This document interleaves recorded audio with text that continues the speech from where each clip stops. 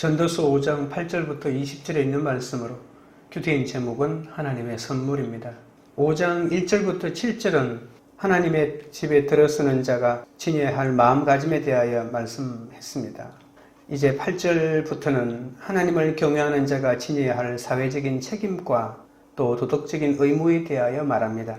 신앙인의 의무를 어떻게 실천해야 하는지, 권력을 가진 자가 지켜야 할 의무와 또 돈을 많이 가진 자가 지켜야 할 삶의 자세와 하나님이 주신 선물에 대하여 말합니다. 첫째는 불의한 세상입니다. 8절입니다. 너는 어느 지방에서든지 빈민을 학대하는 것과 정의와 공의를 짓밟는 것을 볼지라도 그것을 이상히 여기지 말라. 높은 자는 더 높은 자가 감찰하고 또 그들보다 더 높은 자들도 있음이니라. 전도자는 빈민을 학대하는 것과 정의와 공의가 짓밟히는 것을 보고 놀라지 말라고 합니다. 세상에 정의가 살아있고 공의가 살아있는 것처럼 보여도 그 이면에는 온갖 부정부패와 불법이 존재할 수밖에 없다고 합니다. 세상은 본래 불의하며 불법에서 완전히 자유로울 수는 없습니다. 세상은 시끄럽고 소란하고 어두운 것은 그 지위가 높은 자들이 벌이는 횡포 때문이라고 합니다. 전도자는 왕을 왕이라고 하지 않고 높은 자라고 부릅니다. 세상이 소란하고 엉망이 된 것은 가난한 자에 대한 학대와 불의가 높은 자의 주도로 이루어지고 있기 때문이죠. 왕은 이 세상에서 지위가 높은 자입니다. 대부분 태어나면서 왕이 되도록 왕의 혈통을 이어받은 사람들이죠. 그런데 가난한 사람을 억압하고 법과 정의를 짓밟는 일만 일삼고 있다는 겁니다. 가난한 사람의 처지를 살펴주고 법과 정의를 실천해야 할 높은 자가 거꾸로 세상을 파국으로 몰고 가고 있는 것이죠. 그러니 억울한 자들의 탄식 소리밖에 안 들리는 겁니다. 높은 자가 이 세상에서 하는 짓에 대한 최종적인 심판과 판단은 그보다 더 높은 곳에 계시는 하나님이 반드시 하기 때문에 실망하지 말라고 합니다. 하나님께서 그를 감독하고 있기 때문에 반드시 잘못된 일에 대한 책임을 물으신다는 겁니다. 9절입니다. 땅의 소산물은 모든 사람을 위하여 있나니 왕도 밭의 소산을 받느니라. 왕도 밭에서 나는 식물을 먹는 자에 불과하다는 것이죠. 왕도 먹어야 살 수 있는 사람이라는 겁니다. 아무리 그 지위가 높은 자라고 해도 인간에 불과합니다. 전도자는 현실을 냉소적으로 보고 있습니다. 높은 자가 하는 일들이란 다 그처럼 공의와 공법을 파괴하는 짓뿐입니다. 높은 자란 높은 곳에서 아래를 보는 자죠. 높은 곳에서 내려다보는 세상살이가 하나님의 창조 질서를 따르는 모습을 하나님의 창조 질서를 따를 수밖에 없습니다. 높은 자리에 앉은 사람은 높은 자리에 앉아있는 값을 제대로 수행해야 합니다. 예수님은 마태복음 23장 12절에서 자기를 높이는 사람은 낮아지고 자기를 낮추는 사람은 높아질 것이라고 했죠.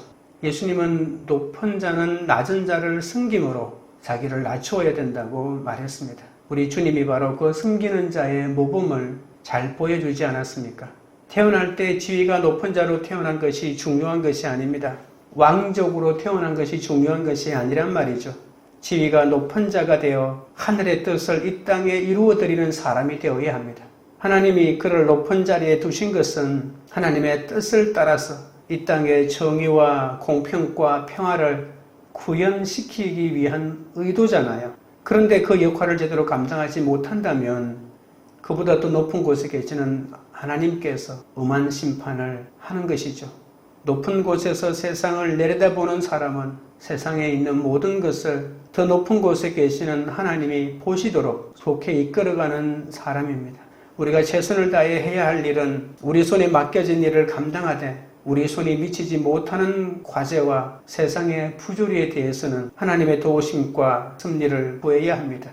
세상 가운데 하나님이 그분의 공의로우심을 나타낼 것을 기도하며 믿고 나아가야 하는 것이죠. 적용 질문 드립니다. 세상의 부조리와 불법을 볼 때 나는 어떻게 합니까?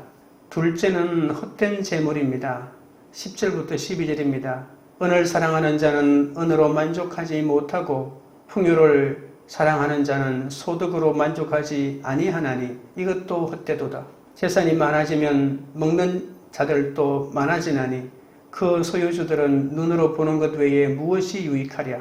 노동자는 먹는 것이 많든지 적든지 잠을 달게 자거니와 부자는 그 부요함 때문에 자지 못하느니라. 전도자는 재물에 과도한 집착을 보이는 인생을 이제 말하기 시작합니다. 노블레스 오블리주라고 하는 말이 있습니다. 상류층은 그에 걸맞는 책임을 져야 한다는 말이죠. 부와 권력과 명성을 지닌 자는 더 높은 도덕적 책임을 지녀야 합니다. 한 사회에서 가진 자, 높은 자, 힘센 자들이 그 책임을 다하지 못하면 사회는 패망할 수밖에 없습니다. 지위가 높은 자, 재산이 많은 자가 가져야 할 의무와 책임이 뒤따른다는 겁니다. 신앙인으로 가져야 할 의무와 책임도 있습니다. 먼저 우리 삶에서 가장 소중한 돈을 많이 벌어서 모아둔 사람에 대하여 가르칩니다. 은을 사랑하고 재산이 많아지고 재물을 소유하고 있지만 그가 당하는 괴로움과 불행이 두 가지가 있다고 하죠. 첫째는 은을 사랑하고 돈을 좋아하지만 그 돈으로 그 자신이 만족하지 못하는 것이 그가 당하는 가장 큰 불행입니다. 부자는 삶의 가치를 재산을 모으는 데 두고 인생의 불함을 늘어나는 재산을 보는 재미에 두고 살아가거든요. 본문에 많아진 재산을 눈으로 본다는 말은 눈으로 돈이 쌓여가는 것을 본다는 뜻도 있지만 눈으로 항상 그것을 지킨다는 뜻도 있습니다. 부자는 재산을 모으고 재산을 쌓고 재산을 지키는 것을 삶에서 가장 소중한 가치로 여깁니다.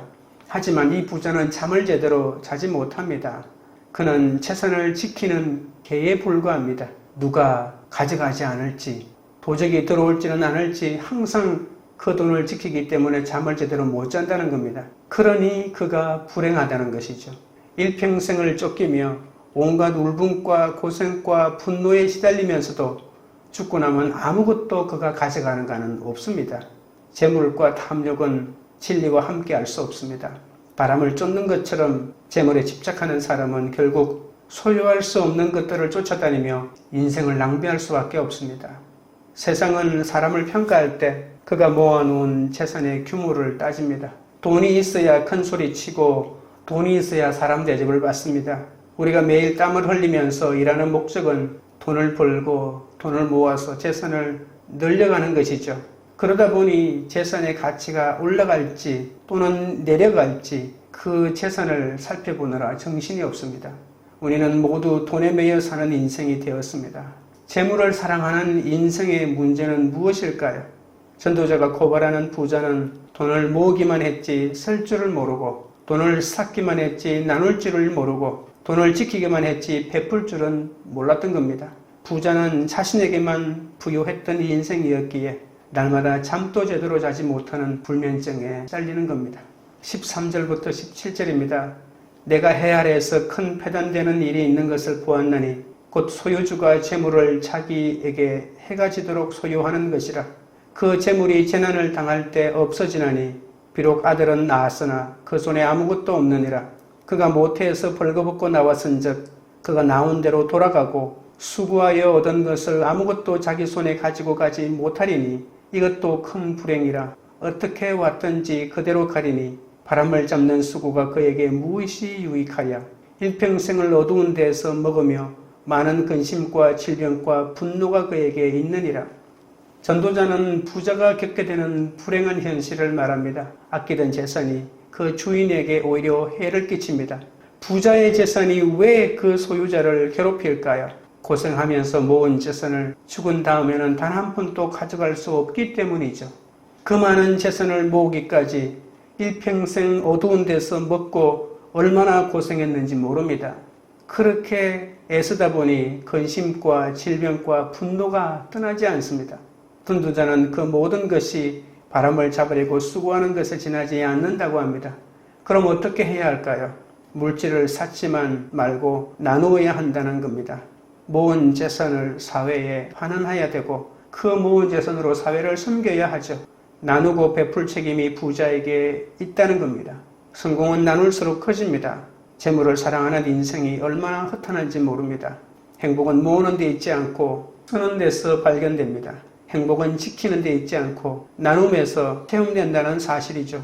나 혼자만을 위한 부요한 인생은 절대 만족도 평안도 주지 못한다는 사실입니다. 전도자는 부자의 인생이 자기에게만 부요한 삶이 되었다고 탄식합니다. 자기 자신에게만 부요할 때 인생은 그 한계를 뛰어넘을 수 없습니다. 하나님께 부요한 삶이 되어야 인생은 비로소 빛이 납니다. 하나님께 시간을 드리고 재능을 드리고 재물을 드리십시오. 나를 위해 시간을 쓰지 말고 하나님 나라를 위해 시간을 드려야 합니다.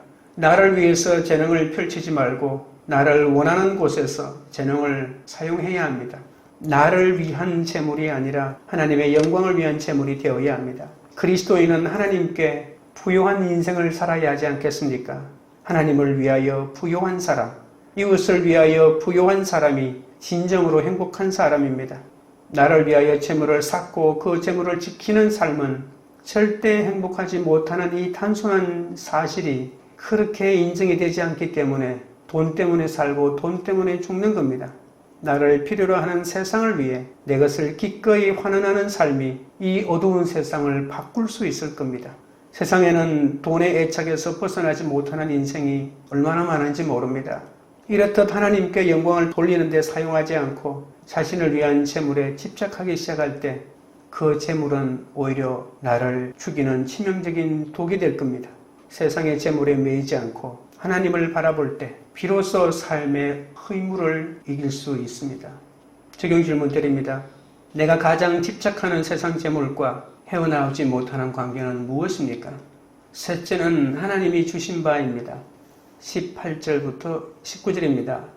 사람이 하나님께서 그에게 주신 바 그 일평생에 먹고 마시며 해 아래에서 하는 모든 수고 중에서 낙을 보는 것이 선하고 아름다움을 내가 보았나니 그것이 그의 몫이로다.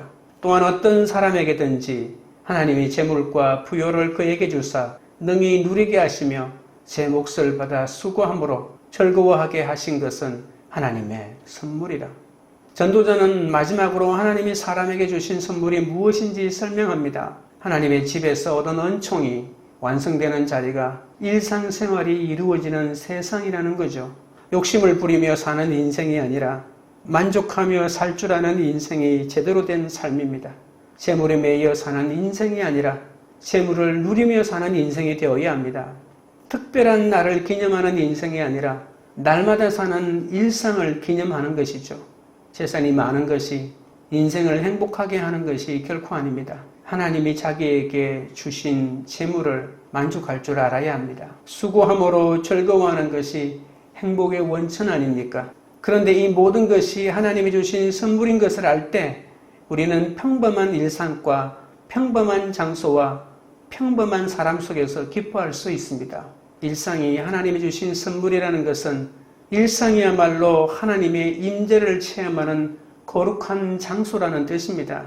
먹고 마시며 수고하는 우리 일상은 우리가 하나님의 집에 초대받은 손님인 것을 알게 합니다. 먹고 살고 움직일 수 있는 것은 오직 하나님의 집 안에서만 가능하기 때문이죠. 하나님을 어느 특정한 곳만 계시고 특정한 시간에만 만나는 분으로 알면 안 됩니다. 일상은 성전 밖에서 하나님을 만나게 하는 시간이자 공간 아닙니까? 하나님은 우리에게서 멀리 계시지 않습니다. 우리의 일상이 하나님 안에서 움직입니다. 먹고 마시고 일하는 일상은 우리가 하나님 안에서 존재한다는 것을 보여주죠.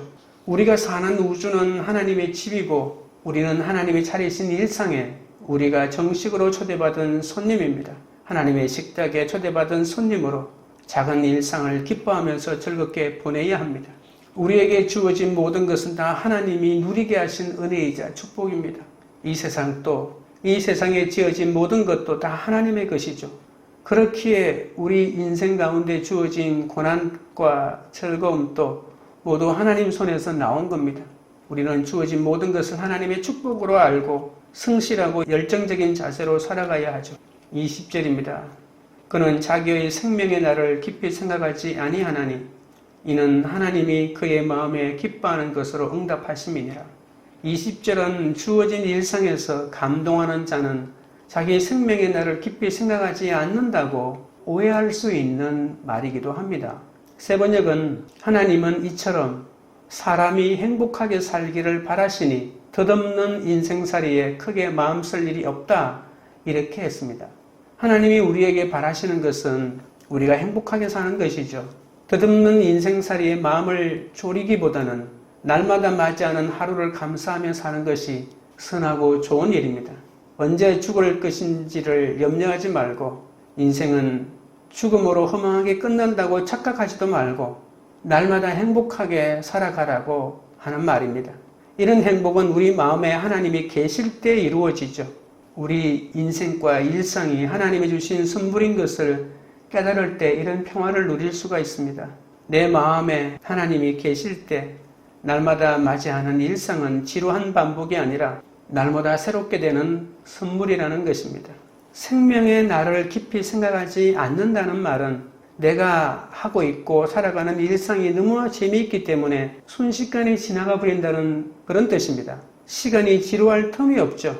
날마다 일상을 감사하는 사람들은 인생살이의 기간이 얼마인지가 크게 중요하지 않습니다. 내가 몇 살까지 사는지가 중요하지 않죠. 하나님이 마음에 기쁨을 주시기 때문입니다. 하나님이 우리를 행복하게 살도록 이끄시는 거죠. 무엇을 지녀서 행복한 것이 아니라 하나님이 우리 마음을 기쁨으로 채워주시기 때문에 행복할 수 있습니다. 각자 주어진 환경 속에서 기뻐하는 것이 우리를 향하신 하나님의 뜻입니다. 공고할 때도 평안할 때도 한결같은 자세로 살아가는 자는 인생 가운데 숨어있는 하나님의 축복을 반드시 발견하게 될 것입니다. 적용 질문 드립니다. 고난을 통해 하나님을 바라보는 것이 축복임을 믿습니까? 나의 고난 가운데 발견한 하나님의 축복은 무엇입니까? 기도드리겠습니다. 하나님 아버지, 최선을 다해 우리가 해야 할 일은 감당해야 하지만 우리가 감당하지 못하는 세상의 부조리는 하나님의 도우심과 섭리를 구해야 한다고 했습니다. 그동안 세상의 불의를 보고 뒤로 숨거나 나만 당하지 않으면 된다는 마음으로 도망친 것을 용서하여 주시옵소서. 세상 가운데 하나님의 공의로우심을 믿고 세상의 부조리와 불법 가운데서 애통함으로 기도하게 하여 주옵소서. 세상 재물을 하나님께 영광 돌리는 데 사용하지 않고 자신을 위한 재물에 집착하면 그 재물은 치명적인 독이 되어 돌아온다고 했습니다. 돈에 집착해서 벗어나 자멸의 길에 빠지지 않도록 붙들어 주옵소서. 하나님 외에 집착하는 것이 치명적인 독이 된다는 사실을 깨닫고 주님만 바라보게 하옵소서. 세상의 재물에 매이지 않고 하나님을 바라봄으로 삶의 허물을 이기게 하여 주옵소서. 각자 주어진 환경 속에서 기뻐하는 것이 우리를 향하신 하나님의 뜻임을 깨닫게 하옵소서. 지금 우리의 환경이 하나님의 손에서 나온 것임을 알고 고난 가운데 하나님의 숨은 축복을 발견할 수 있도록 도와주시고 공부할 때나 평안할 때도 한결같은 자세로 우리에게 선물로 주어주신 하나님의 일상을 행복으로 살아낼 수 있도록 날마다 숨어있는 하나님의 축복을 발견할 수 있도록 인도하여 주옵소서. 광교리를 교회가 세상의 부조리와 불법을 볼 때 자포자기하지 않고 하나님을 바라보며 기도하는 공동체가 되게 하옵소서. 세상 재물에 집착하여 빠져드는 어리석은 자가 되지 않게 하시고 고난을 통해 하나님을 바라보는 것이 축복임을 믿고 고난 가운데서도 하나님의 선물을 깨닫는 공동체가 되게 하옵소서. 하나님 앞에서 신실하게 하시고 작은 일상에 감사하게 하시고 성실하게 하시고 날마다 먹고 마시며 땀 흘리는 삶에서 보람을 얻게 하시고 하나님이 우리 마음에 계심으로 이웃을 위해 기꺼이 나를 비우는 은총을 누리는 그런 공동체가 되도록 역사하여 주시옵소서. 예수 그리스도 이름으로 기도드리옵나이다. 아멘.